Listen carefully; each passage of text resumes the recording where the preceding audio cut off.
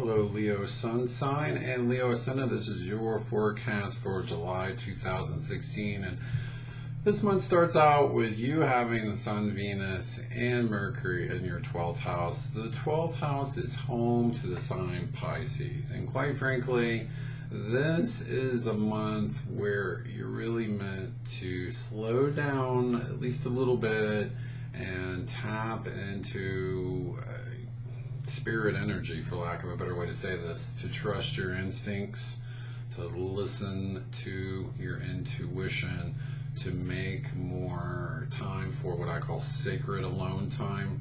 So go into your man cave, your woman cave, and do some soul searching is what this is about. You know, part of it is just simply getting some rest and recharging your batteries, and part of that is also just like really looking deeply at your progress in your life thus far. Not in a way that you're judging yourself, but just honestly evaluating things. Am I happy? Is this working out for me?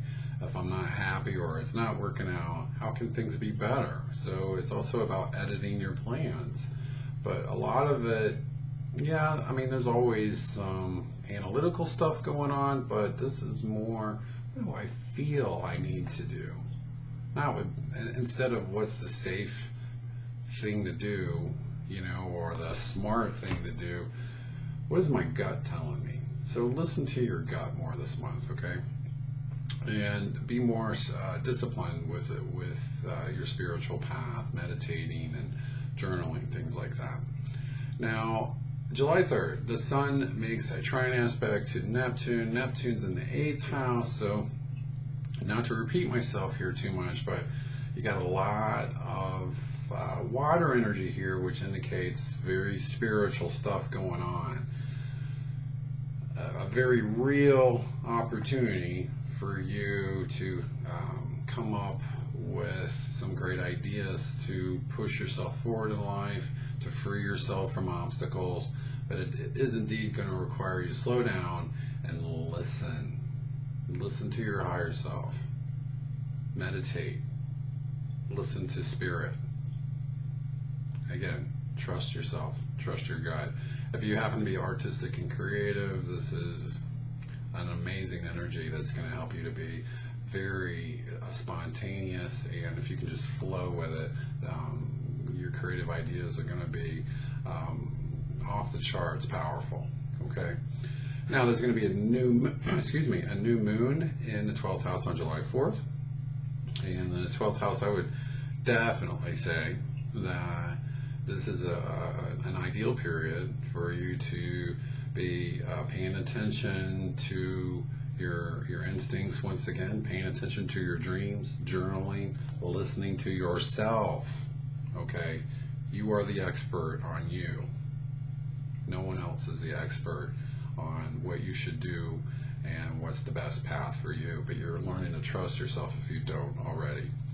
Okay, now Venus makes a trine aspect to Mars, and that's on July 7th. And when I say it's on July 7th, that's when it's exact, but this energy is already there and it's building up, okay? So Venus in the 12th, Mars in the 4th, and again, a great energy, first of all, for being artistic and creative, okay? But also, I would say if you're in a relationship, this is the classic male and female energies making a very harmonious connection. This is definitely saying that sacred alone time with your partner is going to be very rewarding for you. So what I would say with this energy is that you can be more emotional this month than usual, and there's a deep need to connect with your partner emotionally. So sharing not only your hopes and dreams, but perhaps your fears, and growing closer because you're there for one another. Okay, July 9th, the Sun makes an opposition to Pluto, and Pluto's in your 6th house. And so oppositions are about balance, but it can indicate the lower form of this energy is a tug of war. And this particular tug of war is faith versus let's get real, I'll believe it, or what is it? I'll see it when I believe it. Okay, so there's a very rational side of yourself versus a very intuitive side of yourself, and they can be at war this month. Okay, so what I would say for you with this energy is to, if you're feeling conflict, a head versus heart thing going on, or intuition versus logic, it's imperative that they both win. The logic has some truth, but so does your intuition. So again, it's about balance and compromise. And this says that there could be some kind of struggle going on in your career, and you're trying to hammer out a logical conclusion, and you're just chasing your tail, so to speak. So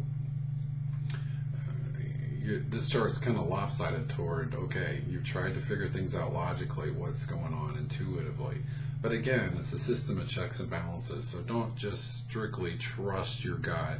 Weigh it against facts, weigh it against the practical details, okay? But ultimately, I would say that this energy can give you a greater strength in your everyday life with your career, just because I've got a good plan of attack and I have faith that it's going to work out. So both elements are essential. Doing things on the material and the spiritual realm. Doing things as in visualizing things working out for you. Okay, and then there's a T-square. Saturn makes a square to Neptune and Jupiter. And Saturn's in your 5th house, Jupiter in your 2nd, and Neptune is in your 8th house. And Saturn is Saturn. And what I mean by that is Saturn can really, especially making challenging aspects like this, it can cause you to be very fearful. What's it fearful about for you? Money. You might have certain goals for yourself and things aren't moving. And furthermore, Saturn's retrograde, which I'm sorry to say it's a bit more challenging with that. You can feel hopeless, confused, at its worst, depressed, or even despair. It's never going to get better for me. Not true, not true, not true. A T-square at its lowest is frustration, okay? But at its highest, it is what I call a driver or fuel for the fire. So it can get you at a point where, hey, can't get much worse. You know, there's nowhere to go but up. So it can get you to a position in your life where you're just sick and tired of where you are. And I'm not going to take this anymore. And what this says is nailing things down with a plan.